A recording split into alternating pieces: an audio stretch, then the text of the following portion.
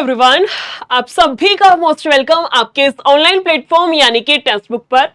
और आज इस वाली वीडियो के थ्रू हम लोग बात करने वाले हैं आपके हरियाणा सीईटी 2025 एग्जाम जो है उसका कोर्ट केस से रिलेटेड है ना। आप सभी को पता है कि आपकी फॉर्म जो फिलिंग है उसमें कुछ एरर आ रखी थी। जो आपका कास्ट सर्टिफिकेट है वो अपडेट नहीं हो पाया था और उसके चलते फिर आपको एक्स्ट्रा टाइम भी नहीं दिया गया, साइट भी क्रैश थी। इसी के साथ साथ करेक्शन पोर्टल का भी कोई सीन नहीं था। तो इन सारी चीजों को लेकर के आपका कोर्ट केस कर दिया गया था। किस तरीके से क्या कुछ है वो मैं आपको एक बार फटाफट से बता देती हूँ, है ना। आप सभी को पता है अभी आपकी जून चल रही थी, तो जून में यानी कि आपकी जो गवर्नमेंट छुट्टियां होती हैं, कोर्ट भी आपकी बंद थी। पहली जो इसकी सुनवाई या कह सकते हैं फर्स्ट जो इसकी डेट थी वो कल यानी कि 1 जुलाई थी। तो उसका क्या कुछ फैसला आया है, किस तरीके से क्या कुछ मांगे की गई हैं, एक बार फटाफट से इस वाली न्यूज़पेपर के थ्रू हम लोग देख लेते हैं। ठीक है, बोला क्या गया है यहां पर कि हरियाणा ग्रुप सी के लिए सीईटी जुलाई के अंत में कराने का प्रयास। एडवोकेट जनरल ने हाई कोर्ट में दी स्टेटमेंट। क्या कुछ है इसमें एक बारे में बता देती हूँ। क्या कुछ स्टेटमेंट है कि हरियाणा सरकार के ग्रुप सी पदों के लिए कॉमन एलिजिबिलिटी टेस्ट यानी कि सीईटी इसी महीने जुलाई के अंत में कराने का प्रयास है। यह स्टेटमेंट हरियाणा के एडवोकेट ने मंगलवार को याचिका पर सुनवाई के समय पंजाब एवं हरियाणा हाईकोर्ट में दी गई है। 5 पंजीकृत अभ्यर्थियों ने याचिका दायर कर मांग की थी कि वे आरक्षित श्रेणी से संबंध रखती हैं, मगर सरल पोर्टल पर उनके सर्टिफिकेट नहीं बने या देरी से बने। इसके लिए मजबूरीवश उन्होंने अनारक्षित श्रेणी में आवेदन कर दिया है। सिर्फ इनके साथ नहीं, आप में से बहुत सारे बच्चों के साथ ये चीज तो हुई होगी कि या तो उस टाइम पर बन ही नहीं पाया कास्ट सर्टिफिकेट या फिर लेट बन पाया, तो उसकी वजह से आप उसमें अप्लाई नहीं कर पाए। फिर एक पॉइंट ये था कि कुछ ना सही से फॉर्म हम एग्जाम में बैठ ही ना पाए, इससे बढ़िया हम जनरल से भर देते हैं। तो बहुत सारे स्टूडेंट्स ने मजबूरी के चलते जनरल से फॉर्म फिलिंग की है, यह हकीकत है। बोला है जब उन्हें आरक्षित श्रेणी में पंजीकरण करेक्शन के लिए पोर्टल खोलने का आदेश दिया जाए। एक ये भी आपकी मांग थी कि आपका करेक्शन विंडो ओपन होनी चाहिए। एक याचिकाकर्ता ने कहा था कि वह पंजीकरण नहीं कर सकी, इसलिए पंजीकरण पोर्टल दोबारा खोला जाए। एक स्टूडेंट की यह भी मांग थी कि उसका तो फॉर्म फिलिंग हुआ ही नहीं, तो दोबारा से पोर्टल खोल दिया जाए, क्योंकि बहुत कम टाइम दिया गया था। सिर्फ आपको पहले 12-13 दिन कुछ थे, फिर 2 दिन एक्सटेंड कर दिया गया है ना, तो बहुत कम टाइम था। बोला याचिका में सीईटी एक ही शिफ्ट में कराने का भी आग्रह किया गया था। ये मैंने आपको पहले भी एक दिन बताया था कि एक ही शिफ्ट में हो ताकि नॉर्मलाइजेशन ना हो, करेक्शन पोर्टल खुलना चाहिए। इसके अलावा एक था कि जो पोर्टल में दिक्कत आ रही है वो डेट एक्सटेंड कर देनी चाहिए आपकी फॉर्म फिलिंग की। 3-4 डिमांड रखी गई थी, सेम बात है। फिर बोला गया है कि जस्टिस विनोद भारद्वाज जी की खंडपीठ के सामने मंगलवार को इस याचिका पर सुनवाई हुई, यानी कि आपकी कल 1 जुलाई को। एडवोकेट जनरल ने खंडपीठ से कहा जिन अभ्यर्थियों ने सरल पोर्टल पर पंजीकरण की आखिरी तारीख 14 जून 2025 तक आरक्षित श्रेणी का सर्टिफिकेट प्राप्त करने के लिए आवेदन किया था और सर्टिफिकेट नहीं बन पाया था, मगर उन्होंने अनारक्षित श्रेणी में पंजीकरण कर लिया है। वही बात है कि इन्होंने उनकी बात आगे रखी। ऐसे अभ्यर्थियों को मौका दिया जाएगा, मगर सीईटी परीक्षा के बाद और रिजल्ट घोषित होने से पहले ये उम्मीदवार अपनी कैटेगरी ठीक कर सकेंगे। आपकी डेट तो एक्सटेंड नहीं की गई, लेकिन इस बात को भी ध्यान में रखा गया कि ये तो गलत है। जब आपको आरक्षण दिया गया है तो आप उसी से अपना फॉर्म फिलिंग करें। तो ये बोला गया है कि आपका रिजल्ट आने के पहले आपको अपना करेक्ट एक तरीके से सर्टिफिकेट, जो कास्ट सर्टिफिकेट है वो अपलोड करने का मौका दिया जाएगा इस तरीके से। क्योंकि एक बात ये भी थी, अगर अभी ये चीजें कर दिए जाएंगे ना कि ठीक है अभी दोबारा से फॉर्म फिलिंग की डेट खोल दी कि आप दोबारा भर सकते हो, है ना, डेट एक्सटेंड कर दी गई, अगर अभी ये सारी चीजें होती तो आपका एग्जाम फिर बहुत ज्यादा खिसक जाता, पता नहीं फिर वो एग्जाम आपका कब का कब होता। तो एक तरीके से अच्छी बात है कि ठीक है एग्जाम डेट पे कोई इफेक्ट नहीं डाला। ये बोला गया कि उसके बीच में रिजल्ट आने से पहले इसको करेक्ट कर दिया जाएगा। बोला गया है इसके लिए करेक्शन पोर्टल चालू किया जाएगा। वन टाइम रजिस्ट्रेशन पोर्टल पर 13.48 लाख ने पंजीकरण किया है, इसलिए यह कहना सही नहीं है कि समय कम था। मतलब समय कम था, सोचो इतने सारे बच्चों को दिक्कत आ रही, उसके बाद 13.5 लाख फॉर्म आपके अप्लाई हुए। उसके बाद बोला गया है इसलिए नए पंजीकरण के लिए दोबारा पंजीकरण पोर्टल नहीं खोला जाएगा। इस बात को साफ नकार दिया गया है कि दोबारा से आपका वो पोर्टल नहीं खुलेगा कि जो बच्चे रह गए फॉर्म फिल नहीं कर पाए आप दोबारा कर पाओगे, नहीं।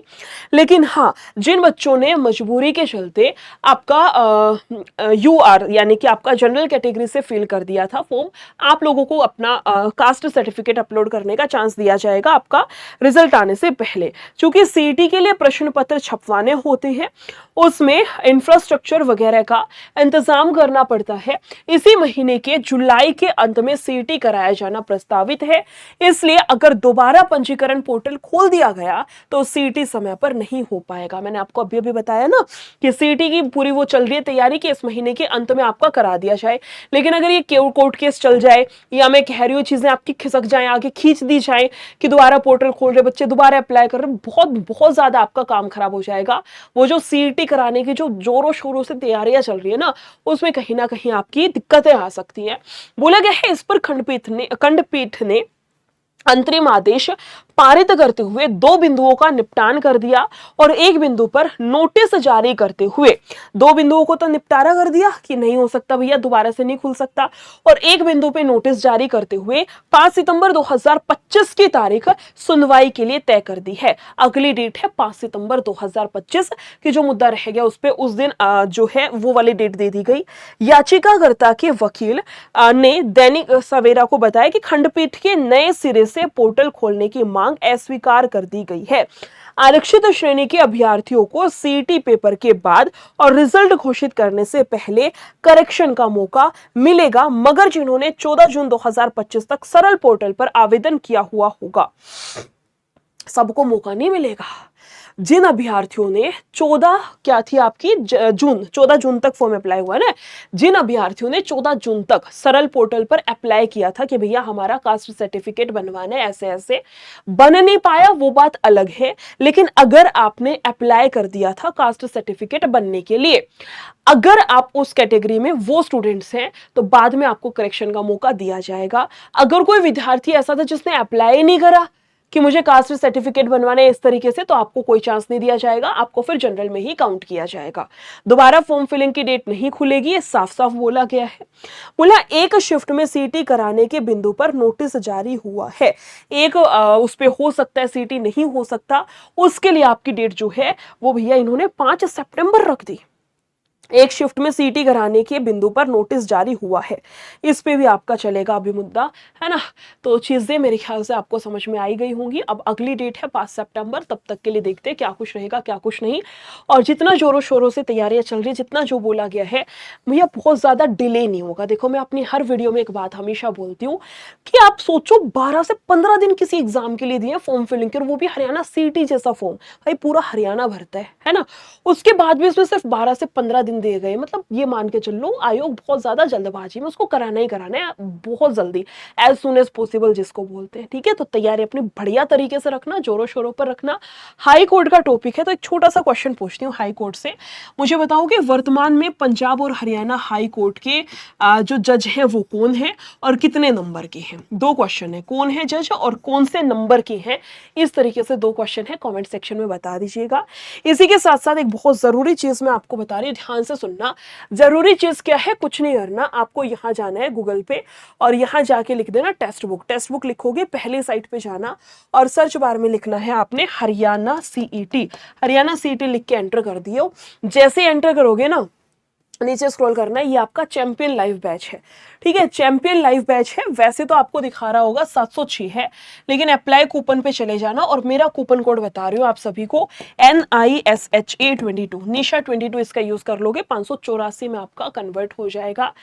बैच में एनरोल कर लेना। क्यों एनरोल करना है मैं आपको बता देती हूँ, वैसे तो पता होगा, 15+ courses, mock test, study notes, सारा सब कुछ आपका इसी बैच में। लेकिन जो सबसे अच्छी चीज जो मुझे पर्सनली एज टीचर कह लो या बड़ी बहन जो भी मानते हो मुझे अच्छी लगती है, वो है इसमें प्रैक्टिस सेट।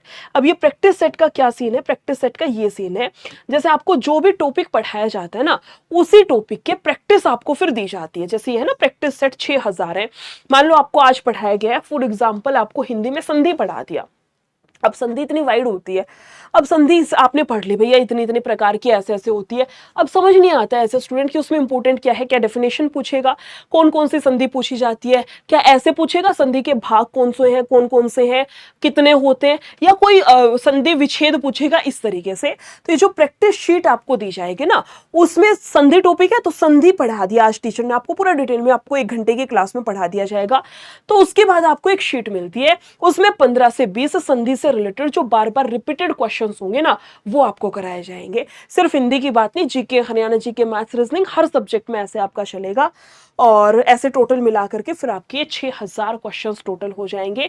इस प्रैक्टिस शीट को बहुत अच्छे से बार बार लगा लीजिएगा एग्जाम सेंटर पर जाने से पहले।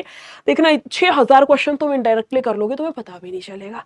ठीक है, इसी के साथ साथ एक बात और भी है, इसी चैनल पर ये जो वीडियो भी आपकी चल रही है, कहां पर चल रही है, टेक्स्ट बुक वाले चैनल पर। तो इस पर आते हैं, ये वाली वीडियो हम लोगों की कहाँ चल रही है, टेक्स्ट बुक वाले चैनल पर। एक बारी मैं यहाँ ऑन स्क्रीन खोल के आपको दिखा देती हूँ, कुछ नहीं करना। टेक्स्ट बुक वाले चैनल पर जैसे ही सर्च बार पर आप जाओगे ना, खुल जा भैया खुल जा, TEST आएगा, ये गलती किसने कर दी, TESTBW के टेक्स्ट बुक है ना। जैसे आप इसको खोलोगे, ये वाला चैनल अभी अपना लाइव इधर ही चल रहा है, नीचे स्क्रॉल करना और यहाँ जाइएगा लाइव पर। आप लाइव पर जाओगे ना इस चैनल पर, तो यहाँ आपको दिखेगा इंडियाज बिगेस्ट एजुकेशन, ऐसा कुछ है ना। ये दिखने में ऐसे नहीं लग रहा इंडियाज गॉट टैलेंट कोई बात नहीं, क्या है, India's biggest education game changer, ऐसे करके कुछ आपको थंबनेल दिखेगा। तो इतनी हिंट मैं आपको दे देती हूँ, कुछ बहुत अच्छा आप लोगों के हित में। जो एस्पिरेंट्स की बार बार दिक्कतें आती हैं, सारी दिक्कतों को टीम ने सुना समझा और उसका जो सोल्यूशन है वो लेकर के पूरी टीम आपके सामने आ रही है। 7 तारीख को शाम 7 बजे इसको लाइक कर लीजिएगा, जैसे 35 है आप ऐसे लाइक कर लेना इसको, और नोटिफाई मी यहाँ पर क्लिक कर लेना। जब भी सेशन होगा 7 तारीख शाम 7 बजे आपको यहाँ से नोटिफिकेशन मिल जाएगा। ठीक है, वीडियो अच्छी लगी हो तो शेयर जरूर करना है। फिर भी कोई डाउट हो, दिक्कत हो, समस्या हो तो कमेंट सेक्शन में पूछ लेना, मैं रिप्लाई कर दूंगी। ठीक है, चलिए जी।